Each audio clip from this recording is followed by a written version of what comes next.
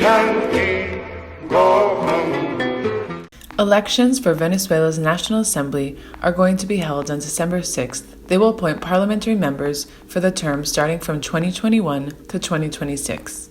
This will be the 25th electoral process in 20 years of the Bolivarian Revolution. These elections come in a period of turmoil, which has only worsened under the COVID-19 pandemic. For the people of Venezuela, these elections will determine a possible return to stability and the future of their country. This turmoil in Venezuela is political, social, and economic, a direct result of U.S. intervention in the country. For many years, Venezuela has been battling U.S.-led imperial powers and the criminal blockade imposed by them. This blockade is directly responsible for the loss of tens of thousands of lives. It has cut off essential supplies, including food and medicine. It has shattered the Venezuelan economy. This blockade is one of the many attempts to strangle the Bolivarian project, which has been under attack since its conception under Hugo Chavez 20 years ago. This political process has directly confronted imperialist interests, pushing for sovereign control of Venezuelan resources in order to distribute the benefits among the people. Bolivarian Venezuela has confronted U.S. imperialist interests and, as such, become a target of its attacks, ranging from coups d'etats to financing of the far-right opposition, assassination attempts of the president, the imposition of a parallel government, and most recently in May 2020, the launching of a mercenary invasion. So, how does the National Assembly impact all of that? In 2015, the Washington-supported right wing won the elections and gained control over the legislative power. Since then, the National Assembly has been an essential instrument for the U.S. and the far-right opposition to achieve their goals. The legislative body has been used as a tool in attempts to overthrow the democratically elected government of Nicolás Maduro. With full support of the capitalist media, in January 2019, they projected their puppet, Juan Guaidó, a deputy, an elected president of the legislative body, as the interim president of Venezuela.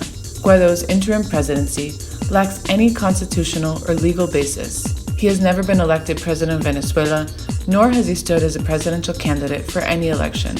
The notion of interim presidency does not exist in the Venezuelan constitution. During his time as president, Guaidó and his far-right faction of the opposition have been dedicated to implementing U.S. plans of regime change to take down Maduro, going so far as to work against the interests and well-being of the people to achieve their political goals. They support the economic and financial blockade of the country, have called for foreign military interventions, have squandered Venezuelan national assets abroad, and have fomented political, social, and economic destabilization. So it is fundamental for the Venezuelan people to recover the democratic character of the National Assembly.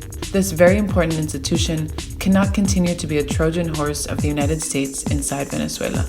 It is also an important battle to counteract the idea that the United States has been promoting across the world, that there are two governments and that the deputy, Juan Guaidó, is authorized by law in the current National Assembly to be interim president. The Venezuelan people will be voting so that the parliament can once again be the center of political debate among the diverse forces that reflect the plurality of the country. It can carry out its functions in compliance with the Constitution and respecting national sovereignty. It is likely that once again, the U.S. will attempt to portray the electoral process as fraudulent and rigged in order to intervene. However, the electoral system in place for these elections is exactly the same that has attributed resounding victories to both Chavismo and the opposition in previous electoral processes. The 2015 parliamentary elections, in which the opposition won a majority, were held with the same rules and protocols.